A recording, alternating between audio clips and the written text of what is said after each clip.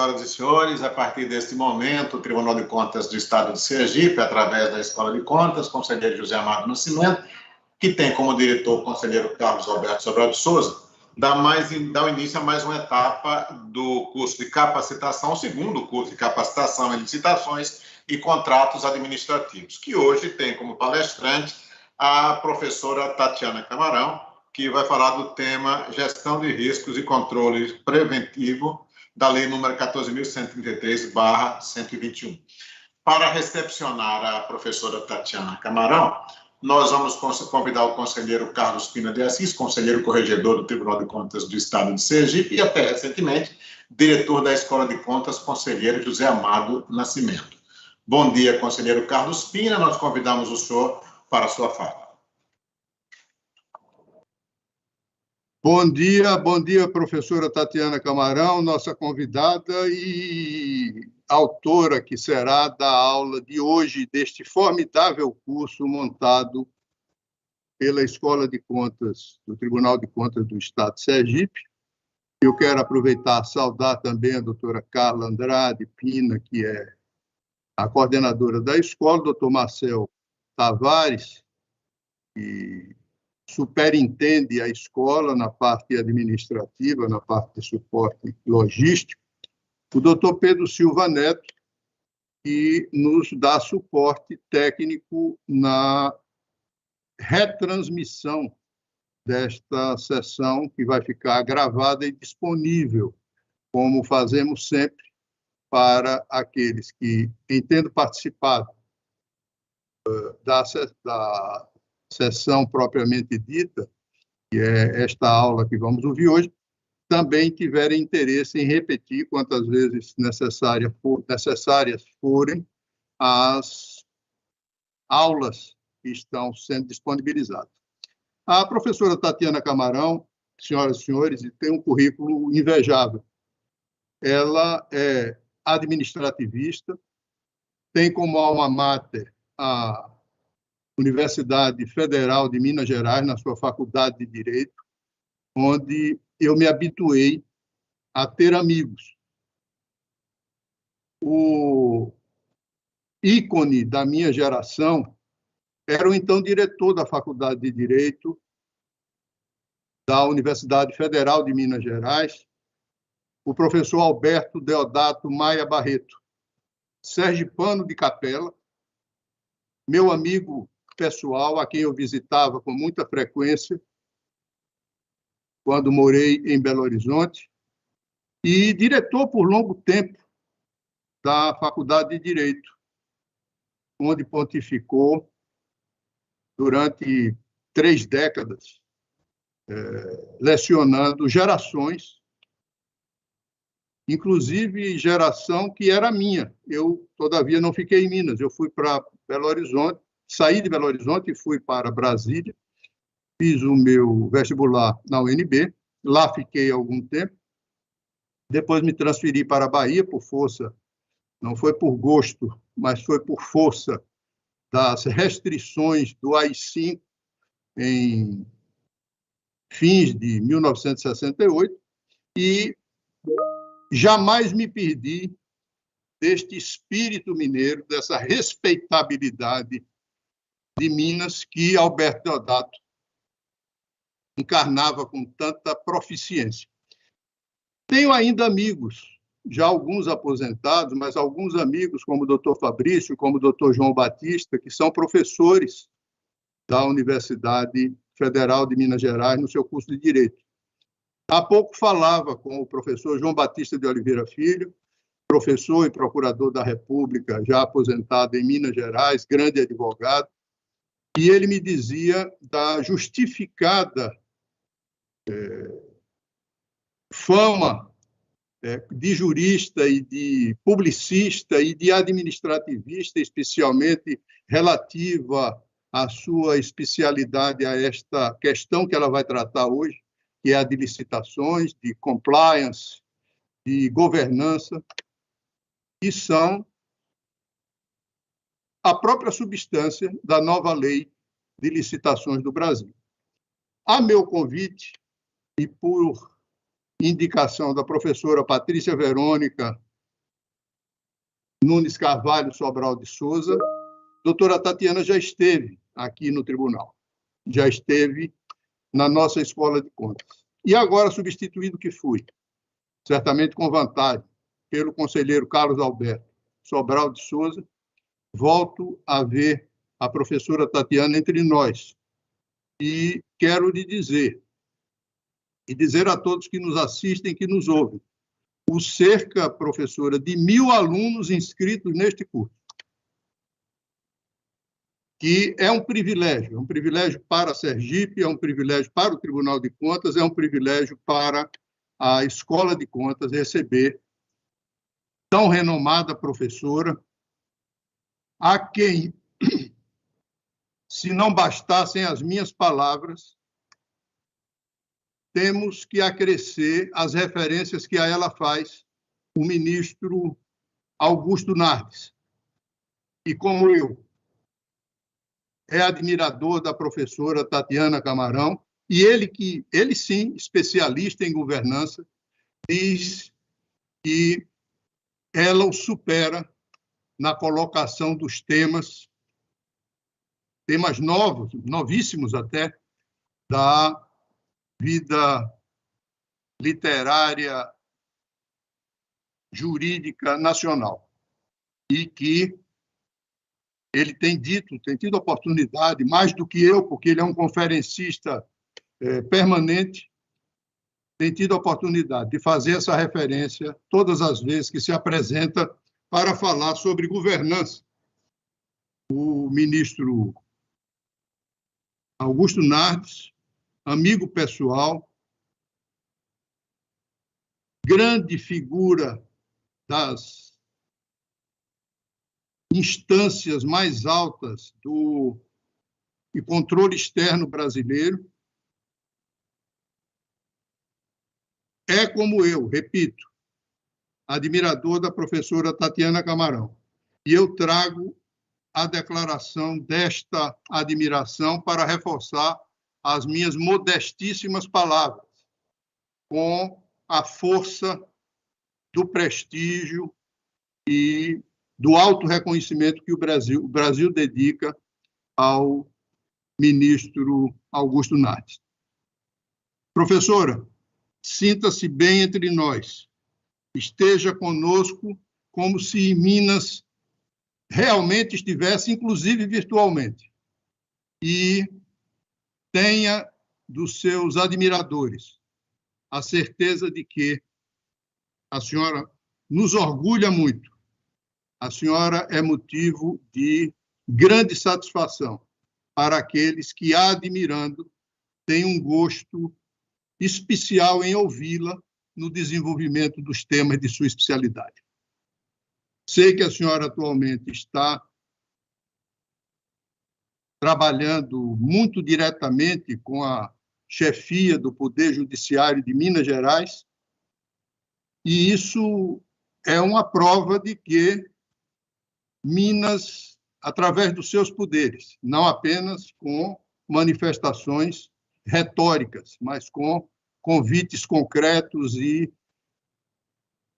convocação concreta dos melhores dos seus quadros, está em muito bom caminho para ser exemplo para o Brasil, também na parte relativa a licitações, a compliance e a contratos, que são assuntos de sua especialidade.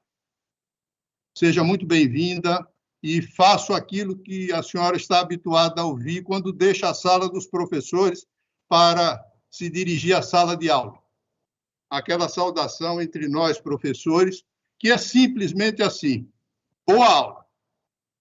Muito obrigado, conselheiro Carlos Pina. E antes que passemos a palavra à doutora Tatiana Camarão para a sua aula, também para se referir às palavras do conselheiro Carlos Pina, eu gostaria de pedir licença à senhora, professora, para alguns avisos, inclusive antes de ler o seu currículo resumido.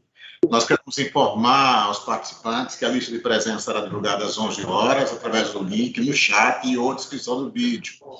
Informamos também que as perguntas deverão ser dirigidas pelo chat e a nossa coordenadora Carla Andrade fará as perguntas à doutora Tatiana Camarão ao final da aula da professora.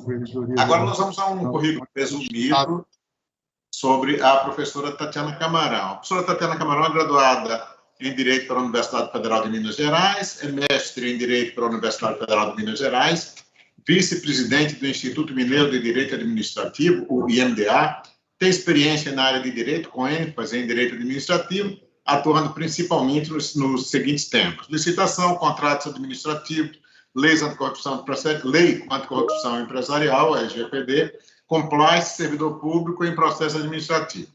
É autora de diversas obras jurídicas, as quais destacam-se, dentre outras, termo de referência, o impacto da especificação do objeto e do termo de referência na eficácia das licitações e contratos, proteção de dados do ambiente do Poder Judiciário, o presente e o futuro das contratações e o Covid-19, tema muito atual, a contratação pública como instrumento de fomento e integridade e não a corrupção, tema sempre atual. O compliance no setor público. Então, está aí um currículo resumido da professora Tatiana Camarão, a quem, cumprimentando-a, nós passamos a palavra para a sua palestra de hoje. Bom dia, professora Tatiana, seja bem-vinda. Bom dia a todos. Eu fico até emocionada e vou quebrar aqui um pouquinho o protocolo, porque participar desse prestigioso evento e da organização de uma capacitação tão completa e com professores de renome, para mim é motivo de grande orgulho. Mas eu não posso deixar aqui de agradecer o carinho com que eu sou recebida por esse tribunal. Quando vem convite do Tribunal de Contas desse estado maravilhoso, eu nem penso duas vezes. Se eu tiver compromisso, eu desfaço o compromisso. E a minha exigência a partir de agora é que eu seja recebida pelo conselheiro corregedor-geral desse tribunal, doutor Carlos Pina de Assis, porque ele levantou minha autoestima, ele me acolheu, ele me recebeu com tanto carinho que eu tive até que prometer aqui levar um doce de leite de Viçosa, um queijo canastra, para agradecer essa manifestação entusiante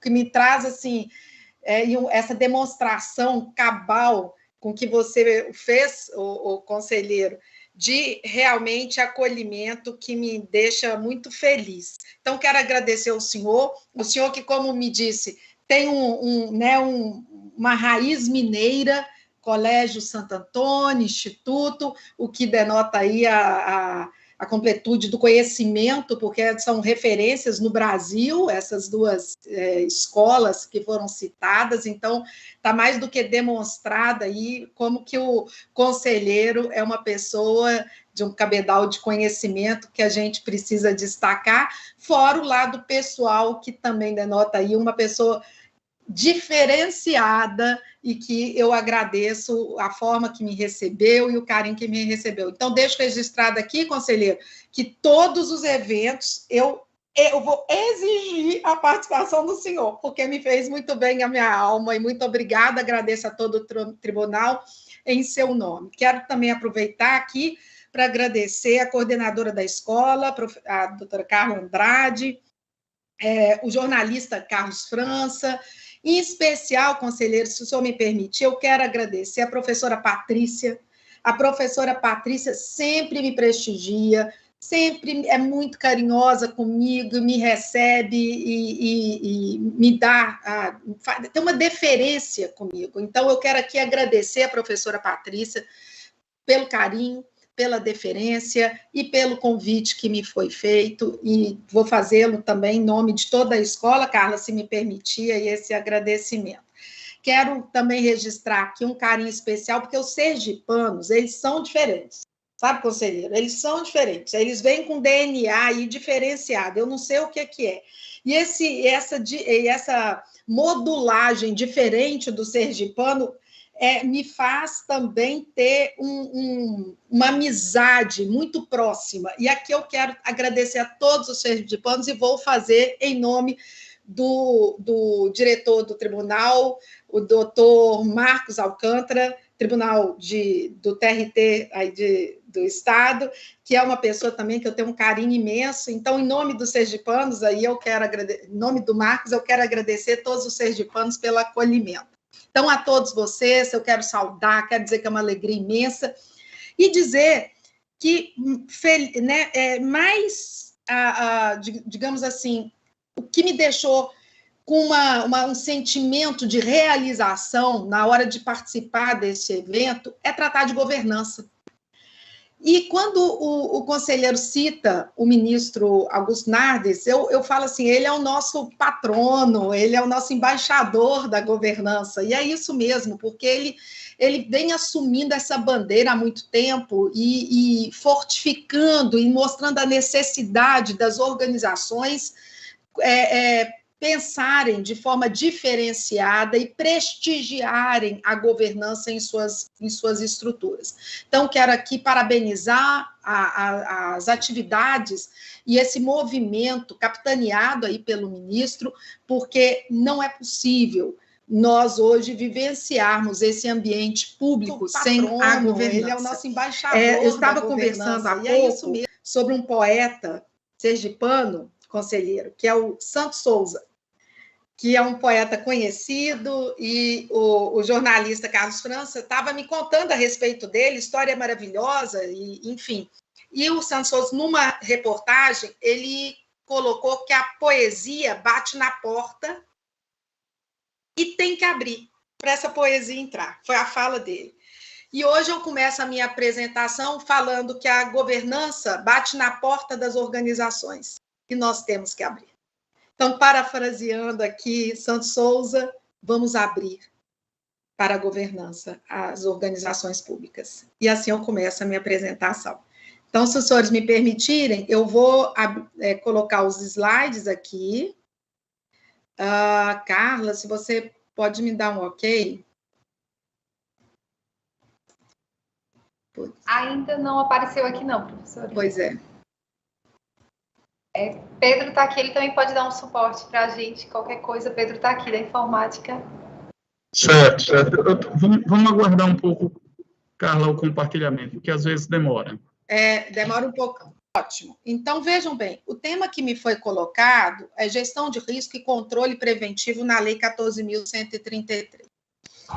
E eu já começo, como eu disse, destacando a importância da governança nas contratações públicas. Essa é a mensagem da lei. Quando eu falo mensagem, porque ela é a alma da lei. Ela está ingênita na lei, ou seja, a lei fala, olha, nós temos que mudar a realidade das contratações públicas. E isso só vai ser possível se nós implantarmos a governança das contratações. E essa governança das contratações, ela deve ser capitaneada, patrocinada, deve ter o apoio visível e inequívoco da alta direção.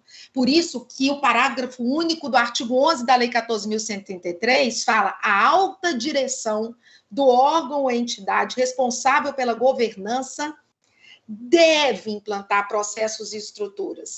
Então, ela traz o dever do comprometimento, do compromisso da alta direção em implantar a governança. E quando eu falo da implantação da governança, eu falo na criação de processos, estruturas, preocupação em vincular o planejamento estratégico com o que se pretende contratar, a fim de que nós tenhamos aí controles, também transparência, e possamos chegar a contratações eficientes, efetivas e eficazes.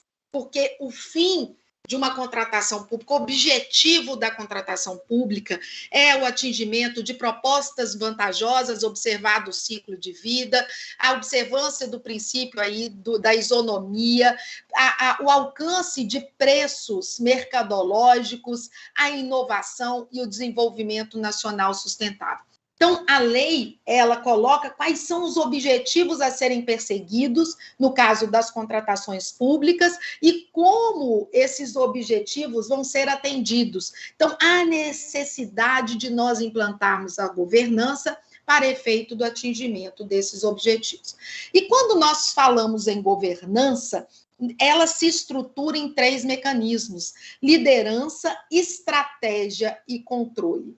O que quer dizer a liderança? O mecanismo da governança, liderança, é estabelecer quais são as condições mínimas para o exercício da governança, quem são os responsáveis pelas contratações, quais são as instâncias decisórias no caso das contratações. Então, nós temos que preocupar com a gestão por competência, ou seja, os cargos e funções voltados às contratações devem ser preenchidos por pessoas que tenham conhecimento, habilidade, aptidão, atitude, porque do que adianta nós nos preocuparmos em perseguirmos, ou melhor, atendermos à lei, se nós não temos pessoas com conhecimento para poder conduzir da melhor forma possível as contratações.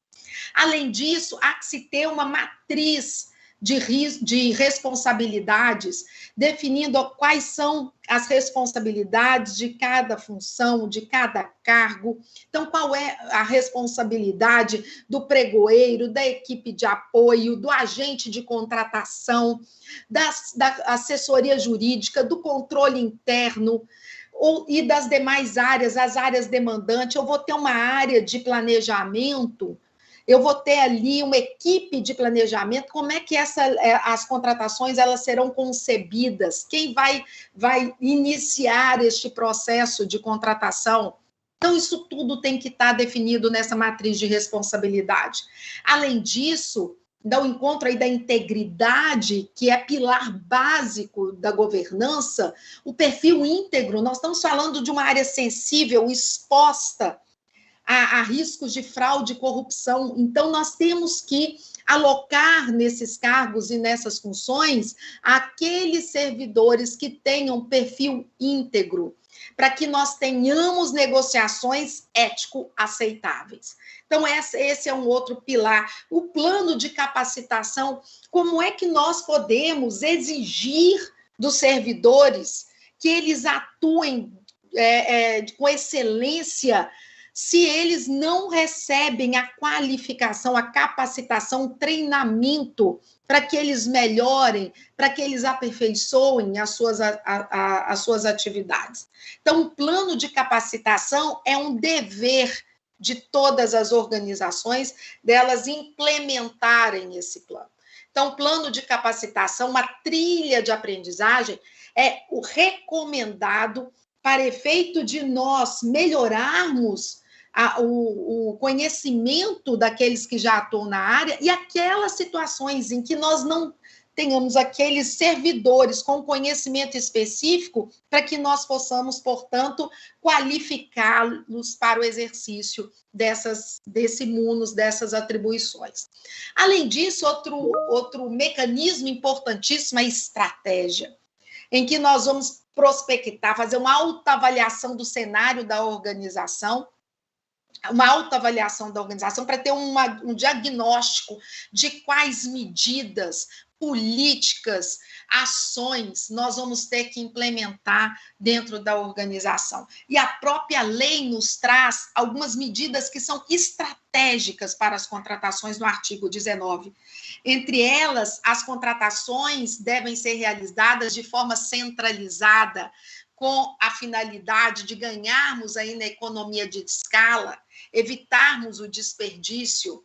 A criação de catálogos eletrônicos ela é fundamental para que possamos ter a padronização, evitar compras de um mesmo produto de forma segmentada, diferenciada. Então, o catálogo eletrônico ele otimiza os processos de trabalho.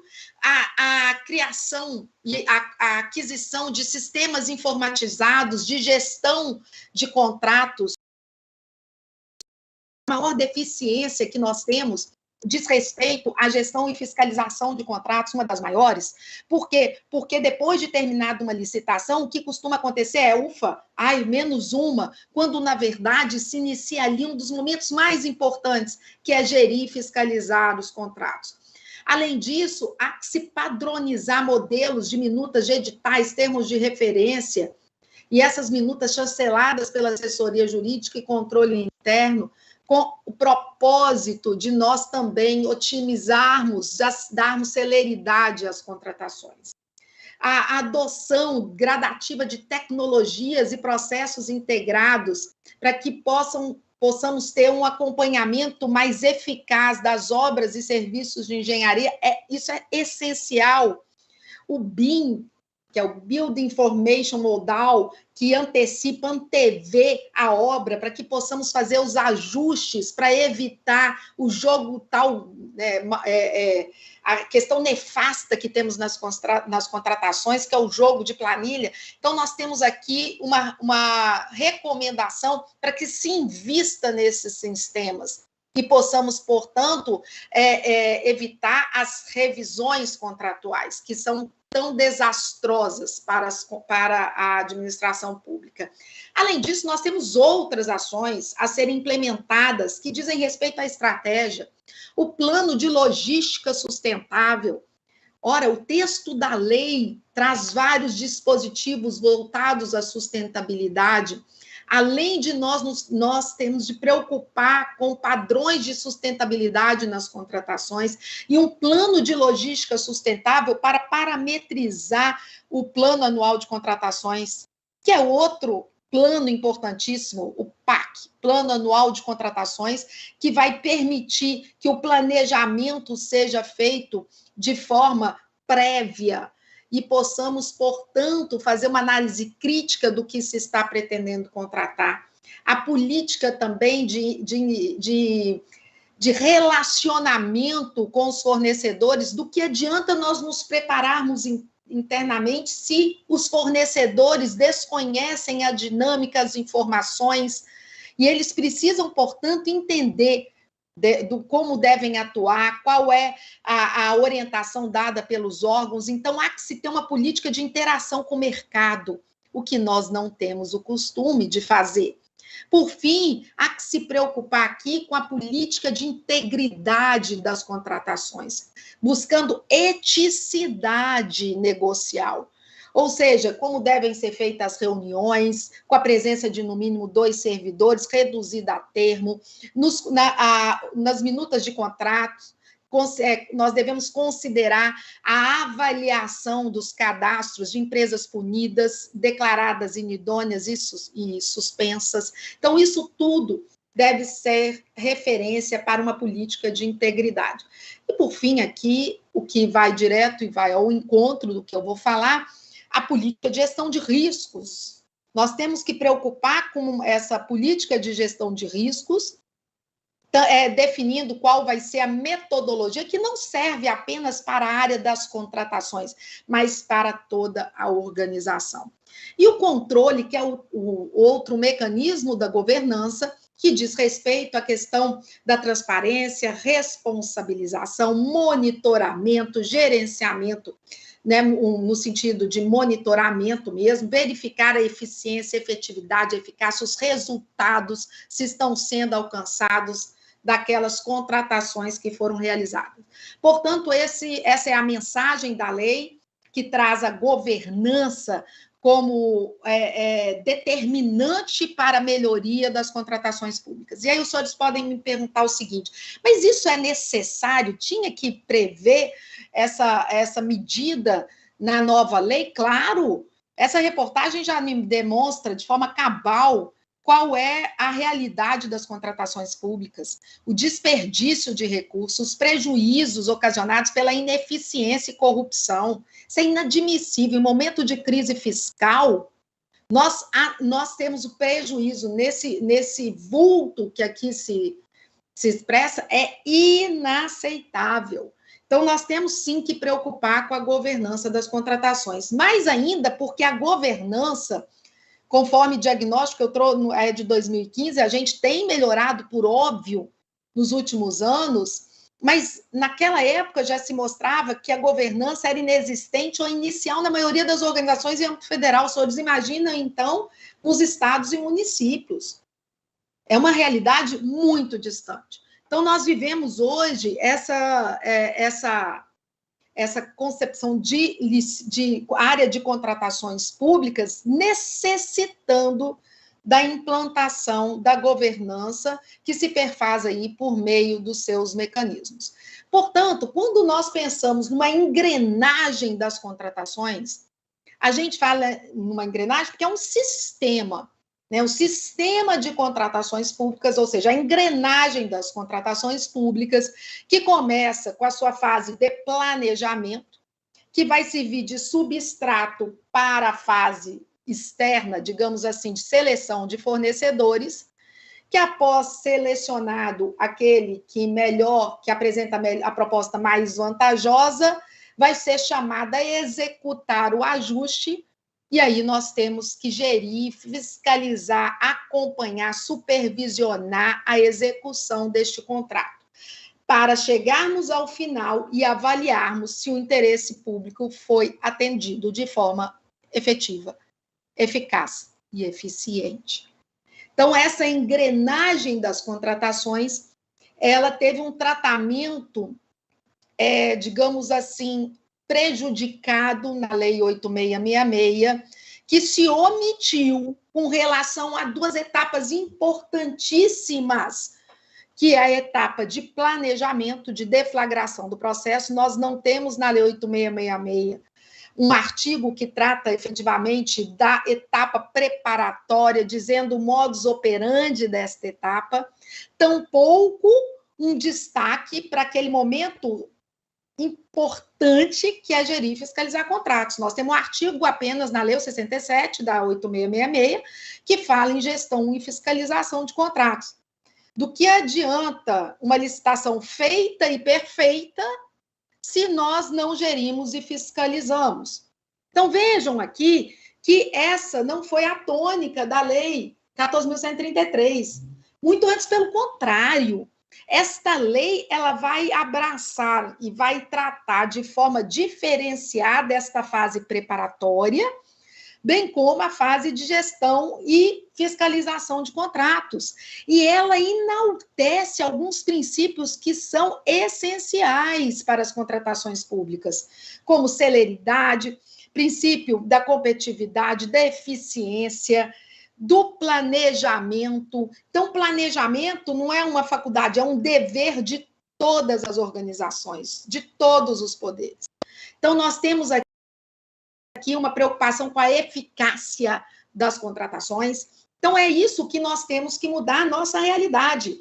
Vejam que eu trago aqui para os senhores uma contratação que foi feita de equipamentos que se encontram há mais de um ano parados no pátio de uma organização, no lugar de estarem sendo utilizados para atendimento do interesse público. Esta é a realidade que nós vivenciamos. Esta é a realidade que demonstra aquele artigo publicizado ali de que nós temos um desperdício absurdo na área das contratações. É a ineficiência. Como é que se compra se não precisa? É só porque é recurso público? Então, há que se ter aí uma mudança desse cenário. Do mesmo jeito, quando vai se contratar, não há uma preocupação entre o que se está a contratar e todas as informações que circundam esta contratação. Muito antes, pelo contrário.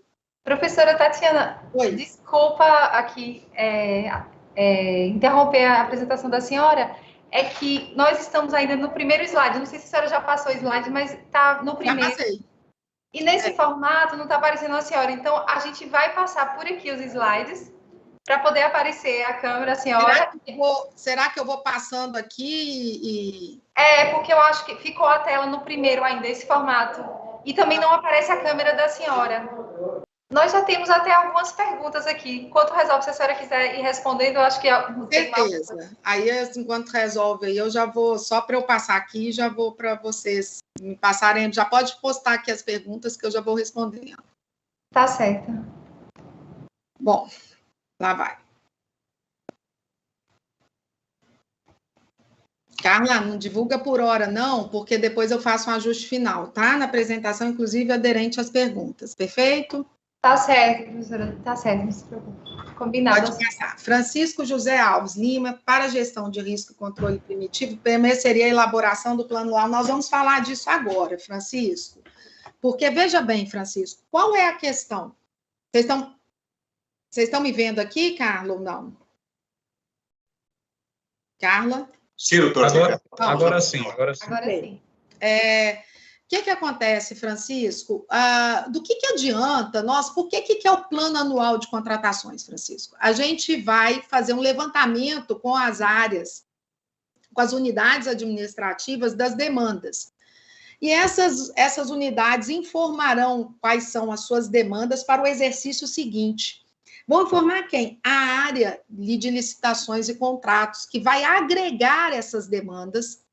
E este documento com essas informações consolidadas, esse documento vai ser encaminhado para a autoridade competente, que vai fazer uma análise crítica, uma avaliação, para efeito de validação do documento, que será divulgado no portal do órgão, para que esse documento seja conhecido de todos, inclusive dos fornecedores.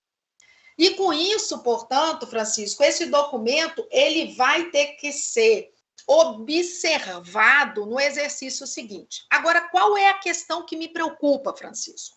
A primeira avaliação que nós temos que fazer é se o PAC, que é o risco de não funcionamento do PAC, ou seja, você disfunciona o documento, caso não se faça compreendido na organização dois documentos essenciais da fase preparatória, que é o termo de referência e o estudo técnico preliminar.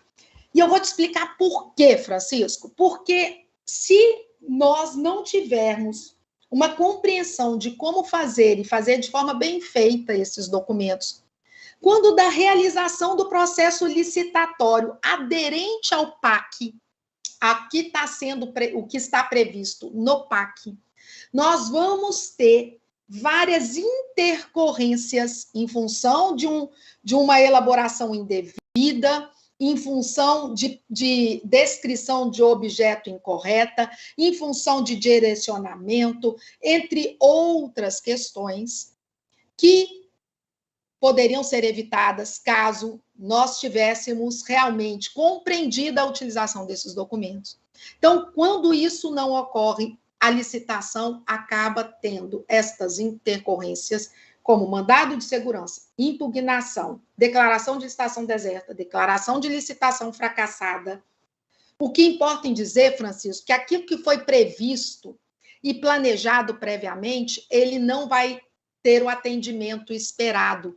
E aí você vai começar a ter que remanejar dentro do seu plano, aquilo que você previu inicialmente e não logrou êxito para uma outra atividade, uma outra ação, e você desconfigura o PAC.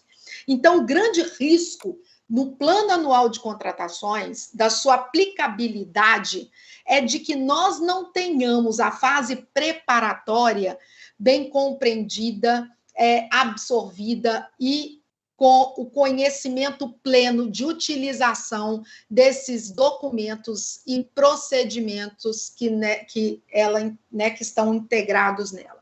Então, é isso. Então, essa é uma questão que você colocou aqui e que vale, portanto, esse registro. Carla, vocês colocam aqui, então, um slide para mim? Pedro, você me confirma se já está aí com o slide. Seria a partir de qual slide, professora, por favor? Eu vou fazer um overview aí do início, só para poder, eles perseguirem o que foi falado. Tudo bem. Pedro, você me ouve? Que Pedro vai passar os slides aí. Do decorrer, a senhora vai dizendo, pode passar a próxima, ele vai passando. Ele não está respondendo. Bom. Olha, enquanto ele não responde, Carla, eu vou colocar o meu aqui no ponto e vocês me dão um ok, porque aí eu vou falando ali do que eu acho que tem que ser falado aqui e vou tirando o slide, tá? Carla, Pedro está socorrendo um outro colega ali e já está vindo para cá, viu? Então, peraí, gente, eu vou resolver isso aqui agora.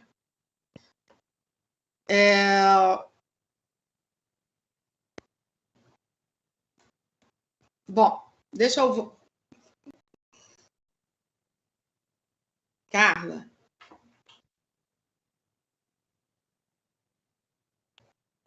Pedro já está na máquina dele, viu? Pode falar com ele, Carla. Pedro já está... Carla, professora, eu já coloquei aqui a apresentação. Basta a senhora dizer qual é o slide, porque eu vou passar... É o slide, tá, é o slide 13. 13, só um instante. Eu vou passando aqui, a senhora vai confirmando, só um instante.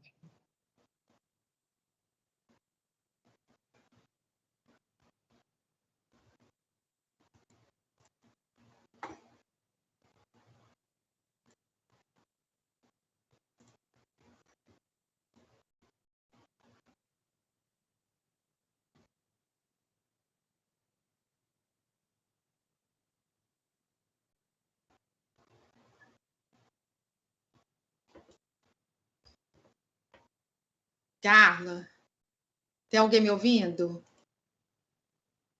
Sim, professora, eu estou lhe ouvindo. Tem um slide agora com 14. É esse o slide, professora? Eu não estou vendo o slide. Eu estou achando professora, é um slide que tem nunca usados, veículos comprados com dinheiro público se deterioram no quadro do INCRA. Mas veja bem, eu vou precisar ver, eu não sei o que está acontecendo aqui, eu vou entrar e sair de novo, vou entrar, tá bom? Só um minutinho.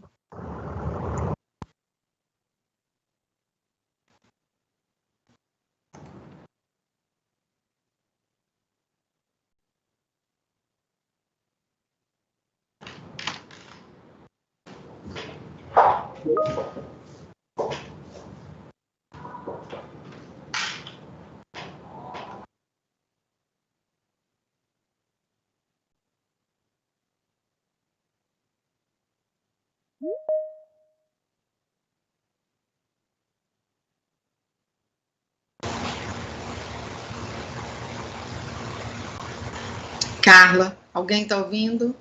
Oi, professora. É que eu acho que a senhora não está usando o navegador, não está usando o aplicativo, não consegue ver, não? A gente está vendo a senhora e o slide. Não, agora eu estou vendo tudo. Pode passar esse slide para mim, Pedro? Pode passar esse. Bom, é esse aí. Aí eu vou te falando, tá, Pedro? Porque tem... Bom, essa frase do ministro, aí, gente, perdão aí, mas as questões operacionais, enfim, vamos seguir em frente, tentar avançar e retomar aqui o que eu estava falando. Então, vejam, o que a gente precisa preocupar aqui? Eu falo que essa manifestação do ministro, no artigo escrito com a professora Elisa, é muito interessante, porque ele fala assim, quando a alta administração delibera uma escolha, ela não faz em função de um único indivíduo, ela faz em função de uma sociedade. Então, o arbítrio estabelecido poderá afetar a vida de muitas pessoas, porque é isso, afeta a vida de uma sociedade. Por isso que essas decisões, elas têm que ter como substrato um planejamento, um plano, estruturas, porque isso é essencial para a assertividade das medidas que vão ser tomadas. Pode passar para mim, Pedro. E aí, o que acontece? Nesse contexto, é que a nova lei, a 14.133, ela tem um olhar diferenciado para a fase preparatória das licitações. Porque a grande preocupação que nós temos na lei é de não cometermos os mesmos erros da Lei 8666, em que eles se esqueceram, se omitiram no tratamento dessa fase tão importante, que é a fase de deflagração da licitação. Então, essa fase preparatória, ela tem que ser muito bem pensada, muito bem elaborada pelos gestores. E a lei nos traz aí uma roteirização de quais são os procedimentos, os documentos que deverão integrar essa fase preparatória. Então, a lei fala, olha, a fase preparatória, ela demanda a previsão do plano anual de contratações, que deve estar alinhado com o planejamento estratégico. Por que é o planejamento estratégico? E aí, Francisco, você que falou do PAC, o que é o planejamento estratégico? É aquilo que a organização definiu como prioritário. Tatiana, o que é o planejamento estratégico no município, aquilo que o município previu no seu orçamento como prioritário, de tal modo que toda a máquina administrativa ela vai ter que se movimentar para que essas metas, esses objetivos sejam alcançados. Então, há que se ter, se eu definir algo como prioritário, toda a contratação tem que estar alinhada com digamos, com essas atividades que foram destacadas em função da sua relevância. Então, essa fase preparatória, a lei fala do Plano Anual de Contratações, fala do estudo técnico preliminar, que é um estudo que se propõe a esmiuçar a melhor solução para a demanda que foi apresentada, trata do termo de referência, que é o guia das contratações, e trata também da gestão de risco. E por que a gestão de risco ela é importante? Porque nós vamos verificar que quando nós definirmos quais são os riscos que envolvem uma etapa da contratação ou um contrato específico, é possível que nós nos antecipemos e adotemos aí medidas de contingenciamento para evitar que esses riscos ocorram.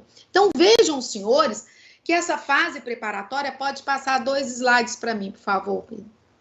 Essa fase preparatória, mais um, por favor, ela tem no seu contexto 4, digamos assim, procedimentos e documentos que eu quero aqui destacar, que é o Plano Anual de Contratações, o Estudo Técnico Preliminar, a Gestão de Risco e o Termo de Referência. Então, vamos falar aqui, pode passar, Pedro, por favor? Nós vamos tratar aqui da gestão de riscos. E o que nos preocupa com relação à gestão de risco? Tatiana, você está trazendo aqui uma realidade que não é tão recente, é de 2014, mas eu posso assegurar para os senhores que em âmbito federal a gente pode ter evoluído com relação ao diagnóstico de aplicabilidade da gestão de risco, que em 2014 era, digamos assim, em sua maioria inexistente ou inicial. Então, esta era a realidade da maioria das organizações. Hoje, é possível que tenhamos avançado em âmbito federal.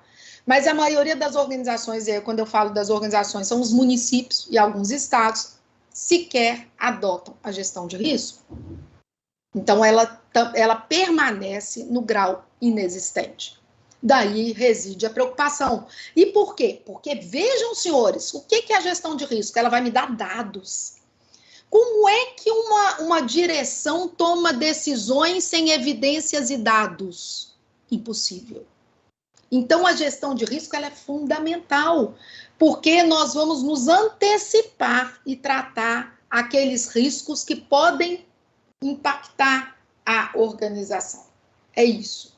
Pode passar, por favor, Pedro. Então, quando a gente está aqui tratando da gestão de risco, eu quero recomendar para os senhores depois a resolução 347, que é a resolução que trata da governança das contratações no âmbito do Poder Judiciário. Acho esse normativo muito interessante, porque ele envolve outros planos e outras medidas que devem ser tomadas para efeito do atendimento da governança que se espera. E a resolução fala, olha, gestão de risco, o que é? Gerenciar risco para poder evitar impactos negativos ao alcance dos objetivos definidos pela organização para as contratações. Então, nós vamos tomar medidas para evitar a ocorrência de situações que impactam de forma negativa aqueles objetivos delineados pelas organizações no âmbito das contratações. E aí nós vamos identificar quais são esses riscos, de acordo com a probabilidade dele ocorrer e do impacto que ele vai causar à organização, para efeito de verificarmos, portanto, quais são aqueles que têm alto grau de impacto e de probabilidade para que nós possamos tratar. E aí, é isso dentro de um apetite a risco que nós vamos definir. Pode avançar, por favor, Pedro. Então, nessa questão, a gestão, o processo de gestão de risco compreende as seguintes atividades. Então, primeiro eu vou identificar quais são os principais riscos que eu tenho. Depois eu vou classificar esses riscos nas organizações de acordo com a sua relevância, por meio da probabilidade de ocorrência e do seu impacto. Avaliando o meu apetite a risco, eu vou definir o que deve ser tratado. E aí, esse tratamento de risco importa na tomada de medidas de contingenciamento, em que eu vou definir quem são os responsáveis por tratar as áreas, os servidores que ficarão com a responsabilidade por tratar esses riscos. Pode passar, Pedro. Com isso, o que nós vamos ter? Pedro, por favor, passe o próximo slide. O que nós vamos ter que ter desenhado? Quando eu falei com os senhores, está na estratégia, nós temos uma política de riscos, porque essa política vai me trazer também qual a metodologia que eu vou adotar. Então, eu vou definir, eu vou ter uma matriz 5x5, 3x3, 5x5 é a sugestão do TCU, talvez um pouco mais complexa, teríamos que começar com uma matriz 3x3, não sei, isso vai ter que ser avaliado. Mas há que se ter uma política de gestão de riscos dentro da organização, com a metodologia que vai adotar. E essa escala, portanto, que é, como eu disse, uma matriz 5x5, pode passar, Pedro, em que nós vamos ter também a escala de impacto e de probabilidade de ocorrência. Pode passar mais um, por favor, Pedro? De tal modo que eu vou ter aqui essa matriz em que nós vamos ter as faixas de risco e ela vai poder, então, demonstrar quais são aquelas atividades, ações que envolvem risco crítico, risco alto, risco moderado e risco pequeno, e qual vai ser o apetite para eu tratar esses riscos. Eu vou tratar só o risco crítico, porque não adianta falar, Tatiana, nós vamos tratar tudo. O tratar tudo no ambiente de risco importa quase sempre não tratar nada. Então, a gente vai ver qual é o apetite. Não, nós vamos tratar o risco crítico e o risco alto, ou só o risco crítico. Então, isso vai ser definido de acordo com o apetite de cada organização. Pode passar, por favor, Pedro? Bem, esse plano de tratamento de riscos, ele pode envolver riscos voltados exclusivamente para uma contratação ou então para o macro processo de contratações. Como assim, Tatiana? Eu posso avaliar o risco de um determinado contrato, quais são os riscos que circundam essa contratação, ou então eu posso avaliar as etapas do processo de contratação e os riscos que dela decorrem. Qual é o risco da etapa de planejamento, na etapa de seleção de fornecedores, na etapa de gestão e fiscalização de contratos? Pode passar, por favor? E com isso, a gente faz, portanto, uma avaliação, um gerenciamento de risco, avaliando quais são os riscos que nós temos dentro da etapa de planejamento, com a elaboração de um termo de referência ou de um estudo técnico preliminar, ou do planejamento, a ausência do PAC. Então, essas questões todas, a gente vai fazendo essa avaliação dos riscos que nós temos, a ausência de um PAC, por exemplo, qual é o risco que dela decorre, ou dentro do PAC, quais são os riscos que nós podemos ter na elaboração do PAC. Pode passar, por favor, Pedro. E o que a gente percebe? Que quando nós falamos em planejamento, nós temos vários riscos e que o planejamento a ausência do planejamento nos oferece. Então, nós podemos citar aqui o fracionamento de despesas, compras repetidas, compras emergenciais. A ausência de planejamento, ela se torna terreno fértil para as práticas de atos ilícitos de corrupção e fraude. A ausência do planejamento, ela está criando uma cultura dentro das organizações de adesão à ata de registro de preço, está virando regra no lugar de exceção. compra de materiais já existentes no almoxarifado, comunicação de vencimento do contrato aos 49 do segundo tempo.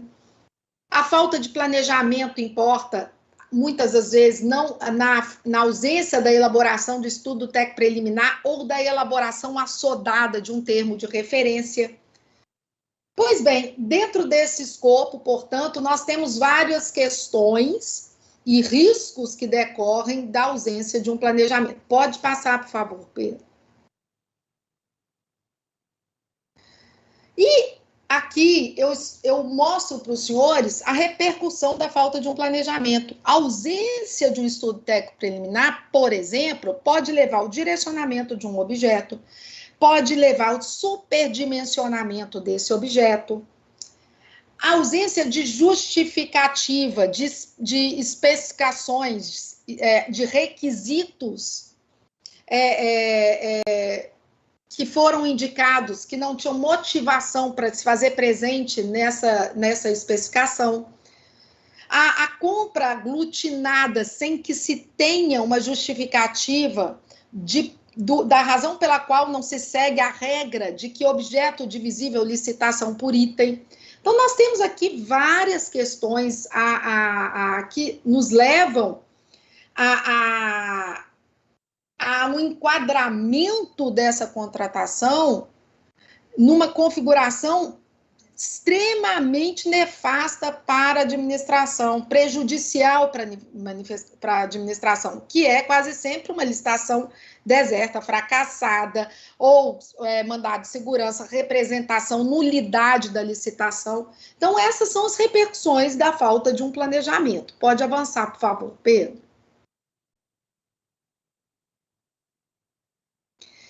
Mais outro acórdão, e aí eu cito esse acórdão, um acórdão muito significativo para o pregoeiro, por exemplo.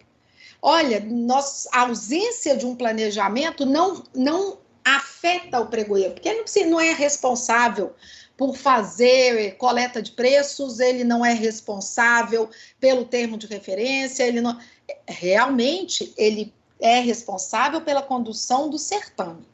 Mas ele não pode alegar inocência ou desconhecimento dos principais normativos do arcabouço jurídico que norteiam as contratações.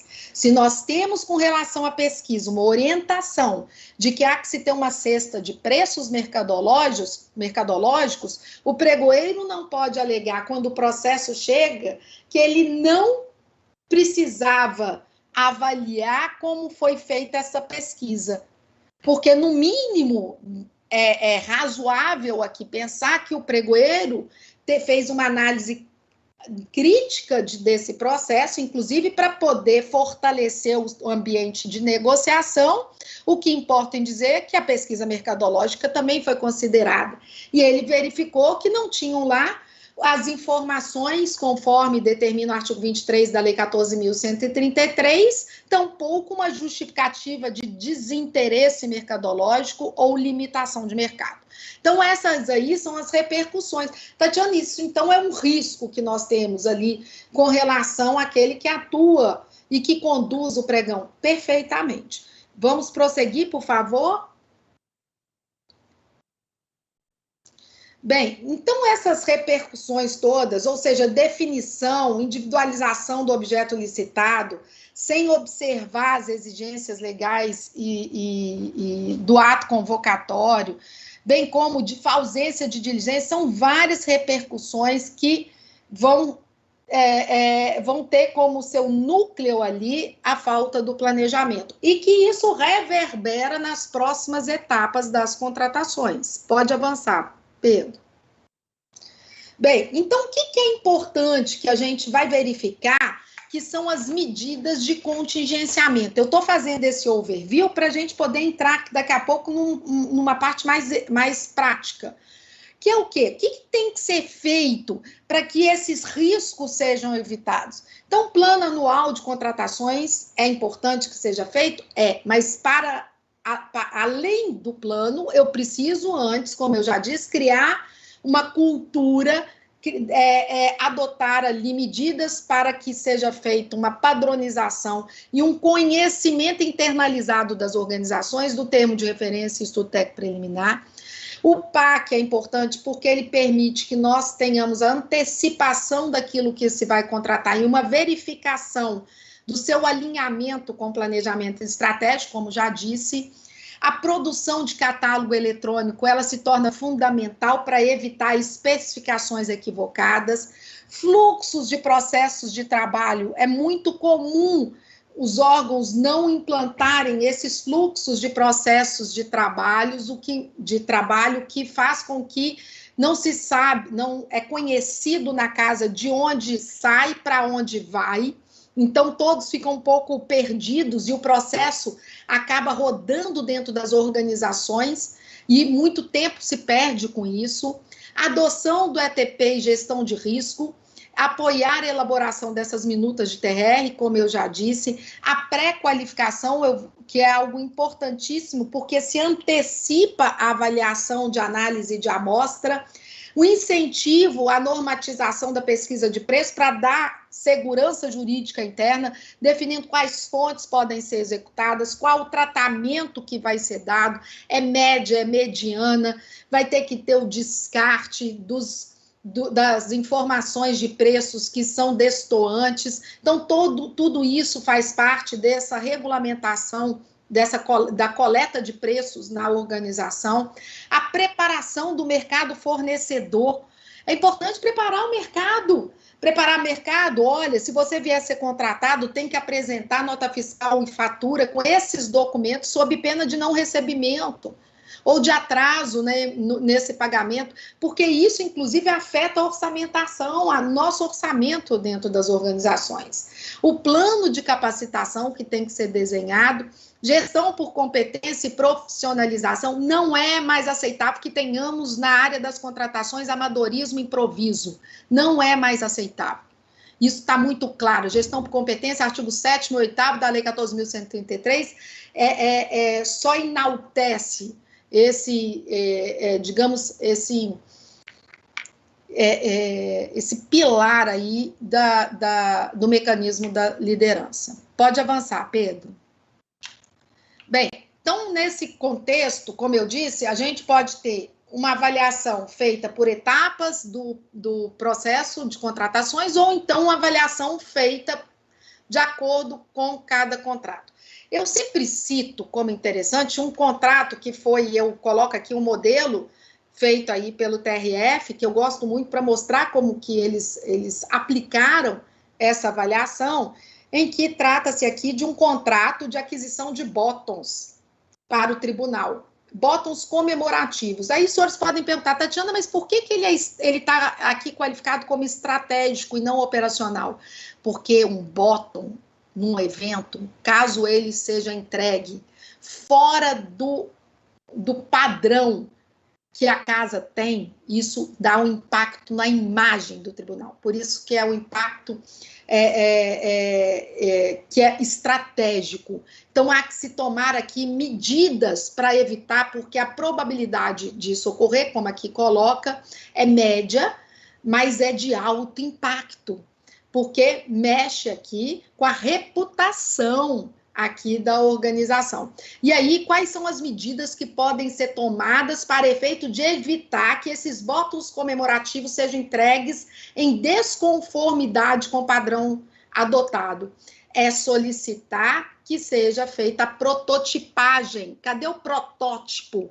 Que deve ser fornecido pela empresa contratada para que seja aprovado e depois colocado em produção em série. Então, essas medidas é que a gente vê o risco aqui que nós temos devidamente avaliado e as medidas de contingenciamento com o gestor de risco responsável pela adoção da medida. Então, é uma modulagem de se avaliar o risco por meio do contrato. Pode avançar, Pedro. Eu cito aqui boas práticas que já foram levantadas, inclusive o TCU tem um levantamento abrangente aí de alguns riscos de acordo com a etapa das contratações e medidas de contingenciamento que devem ser tomadas. Pode passar, por favor?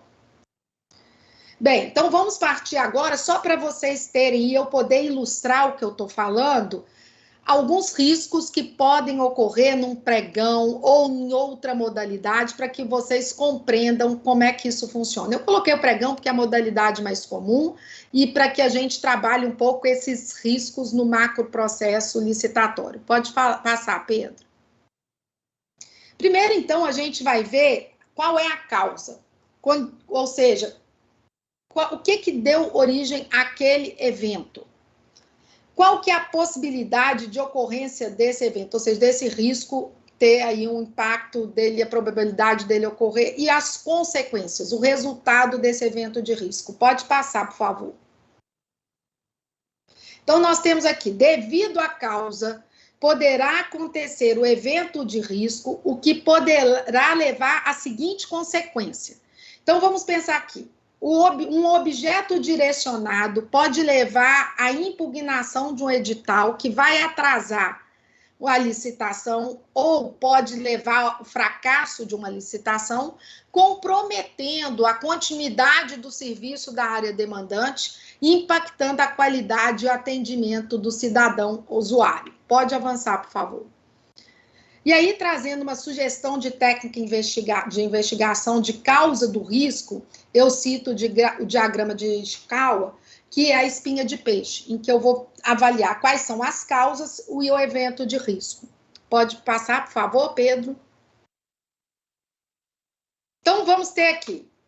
Quais são as causas que nós podemos ter, ou seja, quais as causas que podem gerar um risco e o evento que pode decorrer dele. Então, nós temos lá objeto direcionado, exigências excessivas, limitações indevidas, valor estimado inexequível, especificações irrelevantes, ausência de cota para EPP, que pode levar ao quê? À impugnação do edital.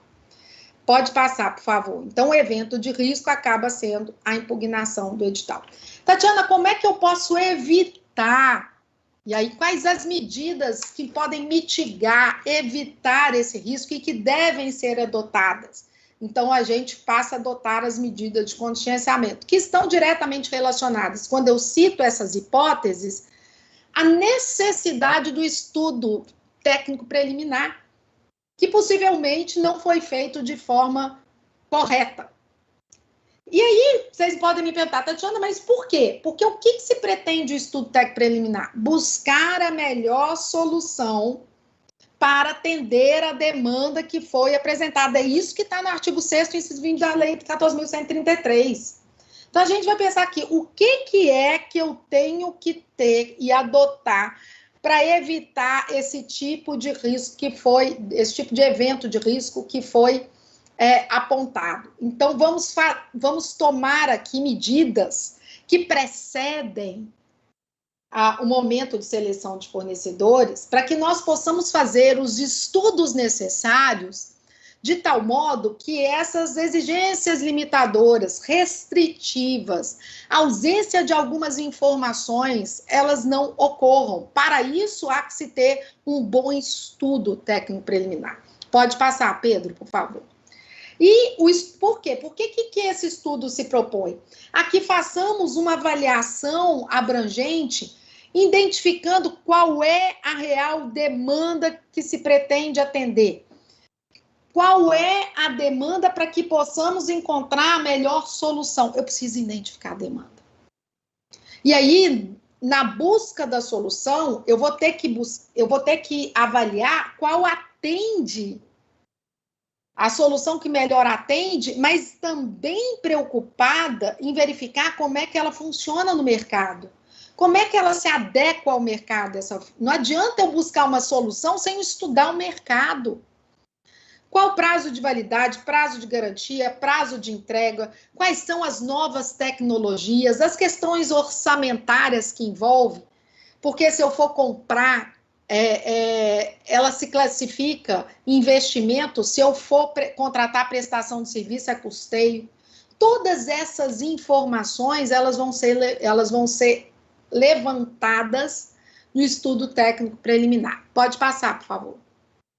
Com isso, a lei nos traz portanto, quais são os elementos que compõem esse documento complexo, que é o estudo técnico preliminar, mas que nos auxilia e nos prepara para evitar aqueles riscos que nós citamos.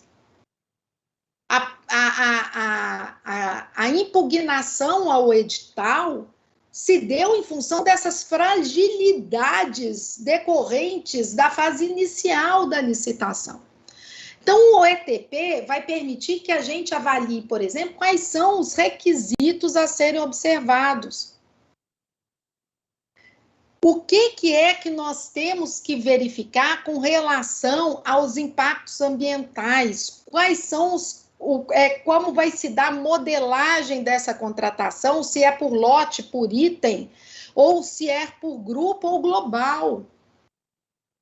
Quais são as informações legais, normativas, que nós vamos ter com relação a essa contratação e que devem também serem consideradas? Então, nós temos aqui vários elementos que nos servem, como eu disse, de roteirização, para podermos fazer esse estudo prévio e evitarmos previsões desconectas com o que é permitido pela lei. Então, nós, nesse sentido, pode passar, por favor, Pedro? Nós temos aqui, mais uma, por favor, Pedro. Nós temos aqui várias situações em que a gente vai ter, por meio do estudo técnico preliminar, a oportunidade de nós nos precatarmos no sentido, olha, vamos avaliar como essa contratação deve se dar para evitar intercorrências ou desconformidades durante o processo licitatório. E uma das questões que a lei nova nos auxilia para melhor compreensão do que se busca como solução é a oportunidade de nós consultarmos o mercado. É o que está no artigo 21 da Lei 14.133. Então, o artigo 21 fala o seguinte, olha, não tem problema nenhum de nós consultarmos o mercado e devemos fazê-lo. Nós temos que reconhecer que os órgãos públicos, eles não são os titulares da área de negócio que se pretende contratar, eles não têm expertise para isso, então tem que chamar o mercado para que o mercado possa auxiliar e possa evitar, desse modo, a assimetria de informações. Então, o mercado me auxilie na confecção deste documento. Então, o mercado vai ser chamado, o prazo de chamamento é de 8 dias úteis para que eles nos auxiliem, nos apoiem, oferecendo contribuições para que nós tenhamos digamos, esse plexo de informações do ETP melhor atendido. Essa participação, ela pode ocorrer por meio de consulta e audiência pública. Então, vejam, em momento algum, nós tínhamos a proibição de auxílio na fase preparatória do mercado fornecedor. O que tem que ter é medidas de integridade, é a convocação de forma abrangente, feita por meio do portal, e não aqueles encontros de forma encastelada, presos em sala, com apenas poucos fornecedores. Isso é que não pode ocorrer, porque isso viola de forma direta a política de integridade das contratações. Pode passar, Pedro. Portanto, nessa questão, eu vou trazer aqui algumas manifestações e os eventos que dela ocorreram em função de exigências limitadoras que poderiam ter sido evitadas. Olha, exija que o licitante compareça presencialmente no município para efeito de receber a minuta do edital e a autorização de participação no certame. Óbvio que isso viola de forma direta, inclusive na Lei 10.520, essa previsão se encontrava de forma expressa, que é uma exigência limitadora e, portanto, é proibida de se fazer presente nas minutas editalícias. Pode avançar, por favor. Pedro, pode, isso. Outra questão, utilização de previsão de que os equipamentos a serem alocados nos presídios federais tinham que ter detectores de armas químicas, sendo certo que uma só empresa no mundo tem este tipo de equipamento. E aí você, no estudo técnico preliminar, quando você faz esse tipo de exigência, você já vai ter o retorno do mercado de que só uma empresa pode atendê-lo. Partindo dessa premissa, já se verifica aí que se trata de uma exigência restritiva e tem que ter, portanto, no estudo técnico preliminar, uma justificativa contundente por que se está exigindo que essa medida restritiva excessiva, qual é a finalidade dela compor a especificação do objeto. Porque sem isso, o que é que nós vamos ter como risco lá na frente? A impugnação, a representação no Tribunal de Contas, a nulidade do processo licitatório, o que não é nada interessante para a administração pública, porque um processo ineficaz, ele importa em custo transacional, custo de pessoal e não atendimento do interesse público. Pode avançar, por favor.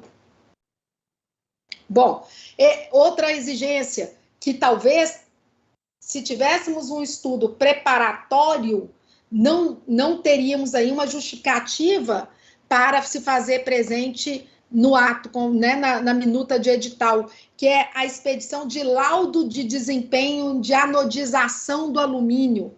Porque, ora, eu estou pedindo laudo no momento de habilitação, isso pode ser um documento habilitatório.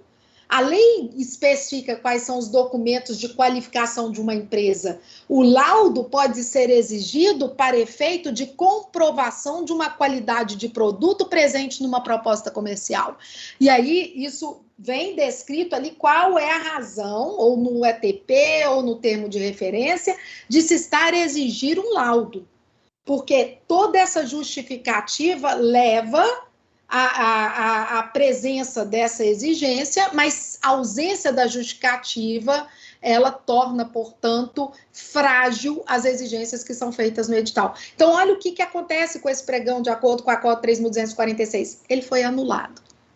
Então, o risco, né, o evento, qual foi o evento? A anulação do pregão eletrônico. Pode avançar, por favor, Pedro. Outra questão, o estudo técnico preliminar, eu vou avaliar os requisitos legais que norteiam aquela contratação. Requisitos que estão presentes na BNT ou em legislação específica. Ora, se eu vou comprar móveis, eu tenho que ver quais são os requisitos que estão presentes nas normas da BNT para efeito de contratação de móveis. E aí, eu trago essa questão para os senhores, para evitar esse tipo de risco. Pode passar, Pedro, por favor, em que uma determinada universidade comprou para os seus alunos de ensino superior, ou seja, para pessoas adultas, cadeiras infantis.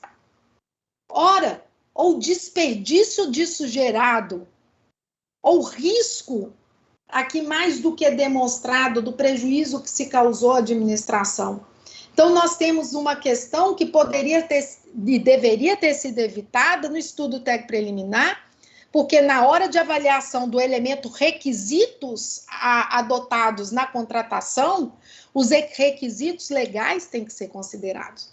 E as normas da BNT, os normativos, com toda certeza, eles, no caso, eles seriam avaliados, podendo, portanto, ter uma especificação mais precisa e evitar essas intercorrências. Pode avançar, por favor, Pedro.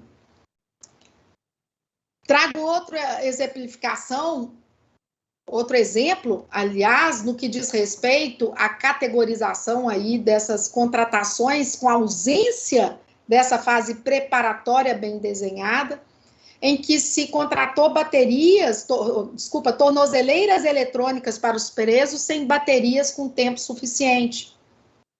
Inclusive, se os senhores observaram, o cabo da bateria é um cabo curto. O que importa em dizer que o preso estava se sentindo mais preso ainda, porque ele tinha que ficar grudado na parede a todo tempo, recarregando bateria e com um cabo que era um cabo de tamanho que não está adequado. Isso tinha que ter sido evitado no estudo TEPRE, porque é requisito se pensar numa bateria que seja suficiente e duradoura. E não foi feita esta avaliação. Pode avançar, Pedro. O que acaba redundando em contratações que não correspondem àquilo que estava sendo almejado pela área que demandou aquela contratação. Então, vejam, senhores, que o que acaba por acontecer? Todo esse contexto que eu trago para os senhores, Tatiana, mas aí a gente resolve com o ETP, desde que nós tenhamos uma compreensão, por isso que até isso tem que ser avaliado como risco. A ausência de compreensão do que é um estudo técnico preliminar tem levado à produção de estudo técnico preliminar de forma indevida, em um momento que não corresponde à elaboração do estudo técnico preliminar e com propósito distinto daquele previsto no artigo 620 da lei de 14.133. Porque o propósito do ETP é buscar a melhor solução e não detalhar a solução para efeito de se realizar a contratação, que é finalidade do termo de referência, que é o guia das contratações. Então, esse acórdão mostra o risco, portanto, de não compreensão, né, de nós não termos bem administrada essa ideia, internalizada essa elaboração do estudo técnico preliminar da forma correta, tal modo que a elaboração desse documento, ela foi feita de forma assodada e depois de toda a fase preparatória. Ora, então a solução foi descoberta depois da fase preparatória? Não tem como justificar a inclusão de um documento posterior à fase preparatória, porque não se pretende a isso. Então, cuidado também com o risco que se corre de não compreensão a que se destina o estudo preliminar. Pode avançar, por favor, Pedro. Então, eu vou tratando de outras questões que são riscos muito comuns, que é mobiliário mal dimensionado, falha na análise da interface entre o software, entre os sistemas, inobservância da capacidade da rede para novos sistemas, a não verificação de amperidade, de voltagem disponível no local, o que acaba fazendo com que as contratações elas sejam incompatíveis com a estrutura instalada. Pode passar, por favor, Pedro? Tatiana, mas vamos tentar, deixa eu tentar elucidar aqui. Quando vai se pensar aqui numa contratação, eu tenho que pensar em todos os adereços que são essenciais para aquela finalidade, para aquela solução que se pretende encontrar. Esse caso é um caso que espelha a ausência dessa avaliação na medida em que foi se pensado para atender a política de combate ao crack, que é uma questão crônica, sensível na área de saúde. E se pensou, então, na contratação de ônibus com câmeras para poder filmar as áreas em que esses craqueiros se situam para adoção das medidas mais assertivas. Quando da configuração, especificação deste objeto, se esqueceu de colocar um dos elementos mais importantes, que é a câmera. E aí precisou, esses órgãos precisaram adquirir essas câmeras para poderem instalarem para efeito de eficácia da medida que se pretendeu implantar.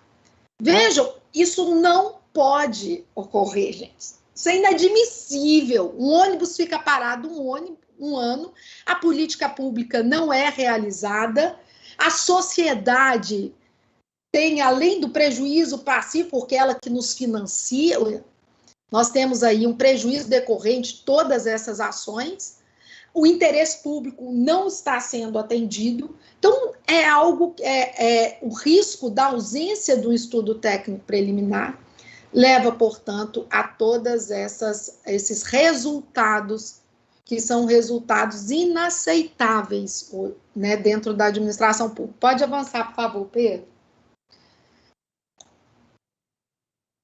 ausência de avaliação da área física, muito comum nos órgãos públicos, quando se adquirem equipamentos e não se verifica amperidade, área física para efeito de instalação desses equipamentos.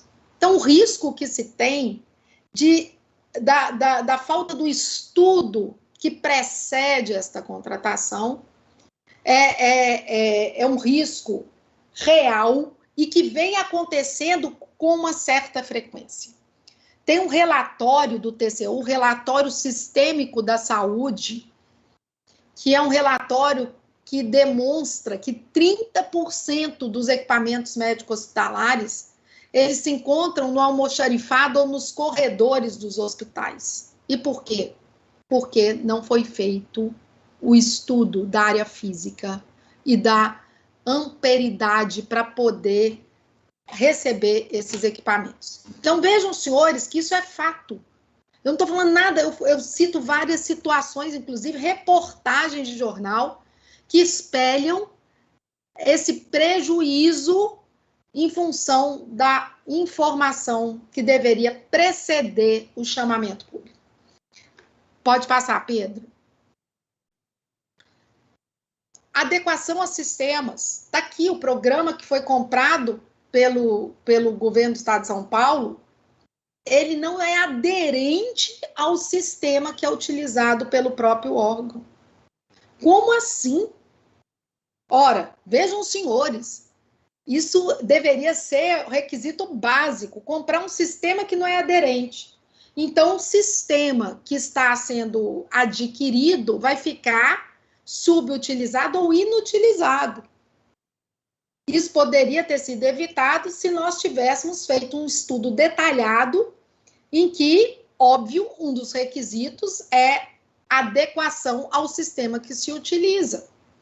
Então, está aqui uma demonstração cabal do risco que se tem com a ausência do estudo técnico preliminar. Pode passar, por favor. A questão de o que é mais vantajoso? Locar, adquirir. Como é que isso vai ser feito? Inclusive, a nova lei fala, olha, se for o caso de opção entre locar e aquisição, eu tenho que ter isso presente no estudo técnico preliminar. Então, nós temos que ver a comprovação da vantagem e economicidade da escolha de uma aquisição. Essa demonstração tem que se fazer presente nesse estudo, porque eu não estou buscando a melhor solução. Qual é a melhor solução? É adquirir?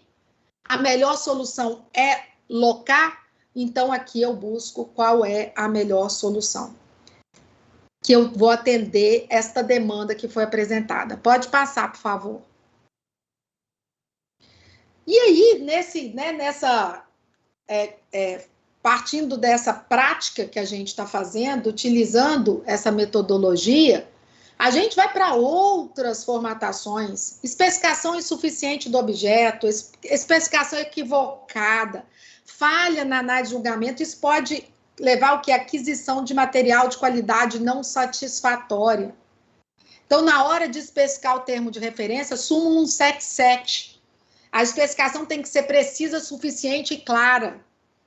Especificação precisa. Eu não vou pedir nada que traga hesitação, dúvida. Eu tenho que ter conhecimento do que a administração precisa, de tal modo que o fornecedor compreenda e a própria administração também entenda o que ela está desejosa de contratar.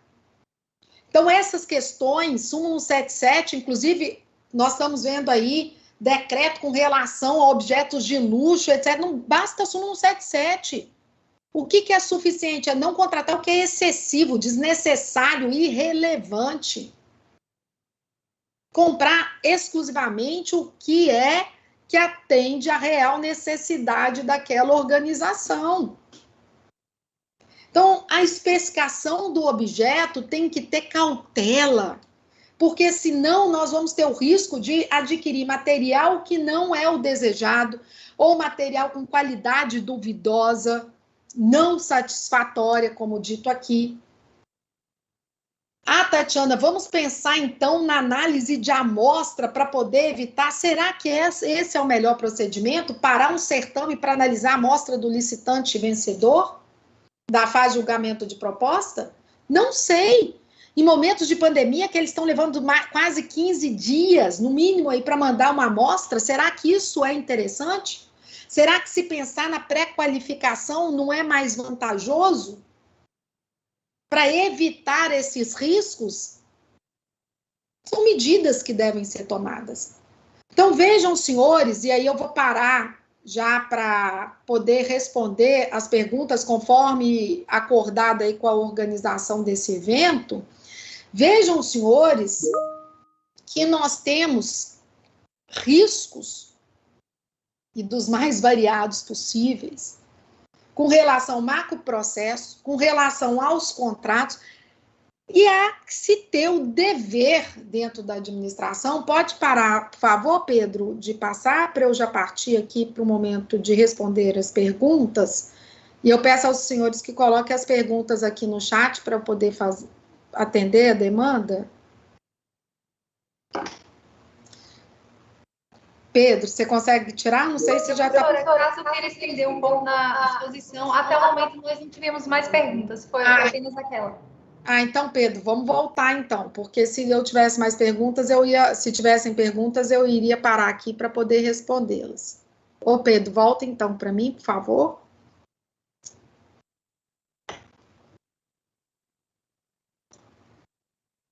Professora, temos uma pergunta aqui. Chegou agora uma pergunta. Eu vou colocando aqui, enquanto a senhora vai falando, eu vou colocar aqui. Coloca aqui, por favor. Bom, então, o que a gente tem que ter um certo cuidado aqui? É que a gestão de risco, ela tem um propósito muito importante e para toda a contratação. E por quê?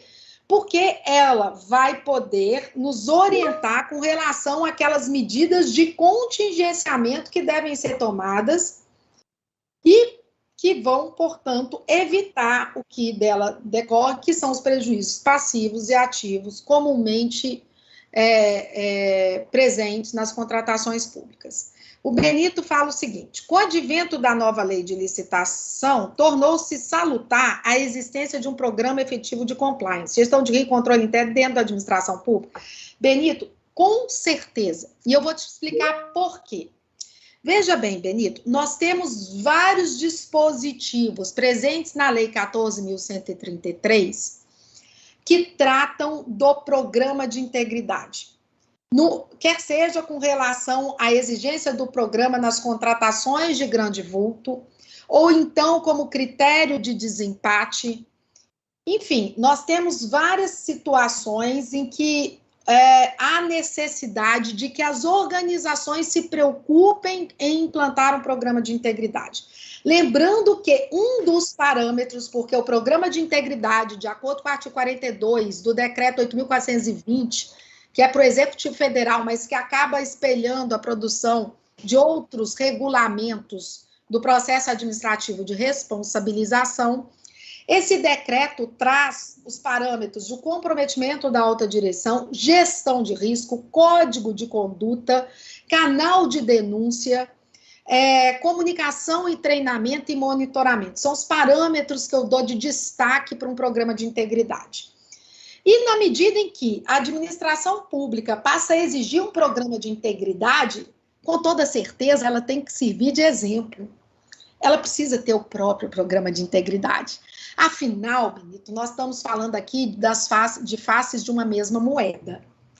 Até mesmo para efeito de avaliação e cumprimento do atendimento que se espera dessas empresas concernentes à adoção do que a Lei 14.133 exige, eu preciso ter dentro das organizações, essa compreensão do que é um programa de integridade. Então, um programa de integridade é um programa efetivo de compliance público dentro da administração pública, é uma exigência de todos os poderes. É isso que tem que ficar claro. Mais que isso, Benito, eu vou te falar que nós vamos ter que regulamentar o processo administrativo de responsabilização. E sabe por quê, Benito? há uma previsão na 14.133 que aqueles atos de corrupção e fraude da Lei 2.846, que estão ali tipificados no artigo 5º, eles vão ter que correr, no caso de aplicação de sanções da Lei de Licitações e Contratos, eles vão correr no processo do PAR, regulamentado, portanto, por meio de um regulamento decorrente da Lei Anticorrupção Empresarial. Não sei se eu me fiz entender, mas é essa questão que eu quero colocar para você com relação ao programa de integridade. Francisco pergunta, quando elaboramos a matriz de risco, essa tem que compor o processo de licitação e também no processo de fiscalização de contratos? Francisco, é sempre bom se fazer presente no processo, até porque a gente tem que mostrar se essas medidas de contingenciamento que estão sendo recomendadas... desculpa, você está falando da matriz de risco. Então, essa matriz de risco, ela vai justificar que seja feita aí o tratamento desse risco. Então, eu estou imaginando que você vai ter uma matriz com o tratamento. Eu vejo aqui que essa avaliação da probabilidade, do impacto e das medidas de contingenciamento, elas devem se fazer presentes no processo. E o que serve como substrato para ter esse diagnóstico é a matriz. Se você conseguir fazer um mapa igual o TRF fez, eu não sei se precisa dessa matriz com desenho, basta aquele mapa. Mas se puder agregar essa informação e ilustrar, fica mais fácil de compreender, inclusive pelos órgãos e pela auditoria. Então, se não for transtorno, eu recomendo que o faça. Essa matriz de risco são mutáveis, podendo modificá-las durante a execução do contrato, são mutáveis, podendo modificá-las mutáveis, né, Marcel, na medida em que... Francisco, na medida em que você está elaborando uma matriz de risco, você tem o grau de impacto e o grau de probabilidade, ela já vai te dar ali as medidas de contingenciamento, caso elas devam ser adotadas em função do seu apetite a risco. Aí você está me falando, Tatiana, elas podem mudar, sim, a partir do momento que você adotou as medidas, elas passam a ter uma outra configuração de adequabilidade com relação à análise que está sendo feita, se é de alto grau, se é grau intermediário ou não. Então, eu vejo aqui que você vai ter que realmente ir atualizando a sua gestão de risco com relação aos contratos. Ficou compreendido? Acho, Francisco, por favor. Você me responde aqui. Bem, mais alguma pergunta, Carla? Ou nós... Professora Tatiana, temos mais uma pergunta aqui. Se quiser fazer... É do Marcos Alcântara, que a senhora saudou, sergipanos, né, em nome dele. Ele perguntou aqui, Tati, o que é ciclo de vida do objeto? Bom, Marcos, ciclo de vida, porque quando a lei fala no artigo 11, a proposta mais vantajosa é aquela que observa o ciclo de vida do objeto. O que é o ciclo de vida do objeto? Meu Marcos, querido amigo, ele vai avaliar do berço ao túmulo, ou seja, como é que esse objeto ele vai funcionar em toda a sua trajetória de vida, até o momento que ele é descartado. Então, veja aqui, Marcos, qual que é o problema nosso hoje? Nós não temos no país uma entidade que assuma essa inventariação, esse inventário de avaliação do ciclo de vida dos produtos. O Inmetro teve uma tentativa de avaliar o ciclo de vida, eles criaram uma comissão, chamaram os fornecedores, deram a faculdade aos fornecedores de levarem os produtos para efeito de avaliação desse ciclo de vida, mas até onde eu sei, essa medida não se tornou exitosa. O que nós vamos ter como referência para avaliar uma parte, talvez, desse ciclo de vida? Porque quando eu falo em avaliar ciclo de vida de produto, eu tenho que avaliar, por exemplo, Marquinhos, as questões voltadas, as questões ambientais, se usa mão de obra escrava, se polui o meio ambiente, como é que isso funciona, quais são os materiais que estão sendo utilizados, ou seja, eu tenho que pensar isso de forma abrangente, e isso é impossível de nós realizarmos esta aferição. Então, o que é possível ser feito, na minha opinião? Aquilo que consta da lei, no que diz respeito que o menor preço é aquele que traz o menor dispêndio, e o menor dispêndio envolve os custos indiretos da contratação. O que nos traz valor menor de manutenção, reposição de peças, operacionalização. Então, isso talvez seja algo que nós ainda consigamos materializar e aferir, que diz respeito à execução contratual. Então, eu vejo aqui que o ciclo de vida de um objeto, eu não consigo vislumbrar como algo possível de ser feito pelos órgãos contratantes, pois eles não têm essa dinâmica de poder avaliar da origem, ou seja, do berço ao túmulo, como funciona os objetos que estão sendo contratados. Deixa eu dar uma olhada aqui, professora. Francisco, ele falou que ficaram claras as respostas, agradeceu, mas não temos mais nenhuma pergunta. Eu gostaria de agradecer à professora pela excelente aula. Pedir desculpas pelo transtorno, a professora entrou antes para fazer o teste, mas, infelizmente, né, esses cursos virtuais nós temos muito. Agora, passar a palavra para o jornalista Carlos França, que ele vai passar para o conselheiro substituto Francisco Evanildo de Carvalho, que desde já eu também agradeço por estar aqui conosco hoje, que ele irá encerrar o evento. Muito obrigada. Eu só quero deixar uma mensagem final, e já cumprimentar de antemão o conselheiro, e dizer que a gente tem que ter nas organizações um despertar para a governança. A governança se tornou uma medida inadiável. E com essa mensagem final, eu deixo o meu abraço a todos do tribunal, saldo os que estão nos assistindo e cumprimento a todos com meu abraço carinhoso. Muito obrigado, professora Tatiana. Nós agora vamos passar a palavra ao conselheiro substituto Francisco Evanildo de Carvalho, a quem vai caber, né, encerrar esse evento nessa manhã. Doutor Francisco Evanildo, é bom ter o senhor aqui. Acho que é a primeira vez nesse nosso evento, nessa capacitação de licitações que o senhor participa, e a gente fica muito feliz sabendo.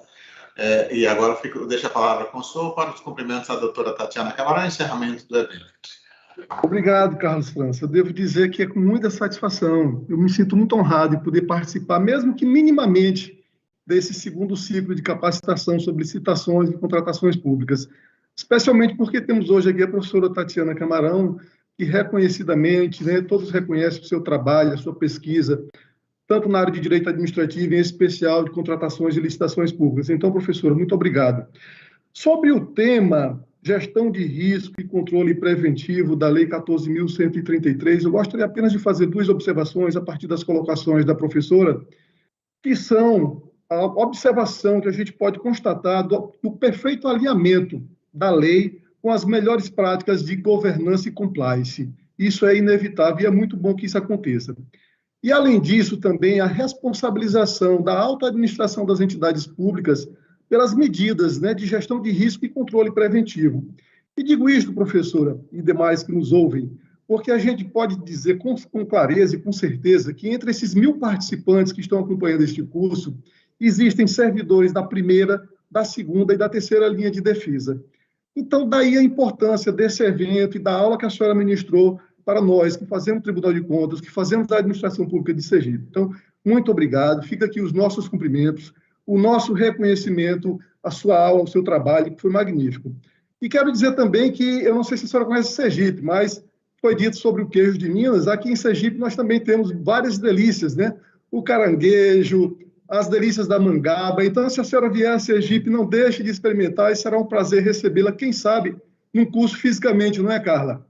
Enfim, mas eu queria também deixar o meu agradecimento ao conselheiro Carlos Alberto, que me convidou para fazer esse encerramento, e também parabenizar Carla Andrade, o Marcel Tavares, o próprio Carlos Alberto, Carlos Pida e a todos que participaram desse evento. Muito obrigado e um bom dia a todos.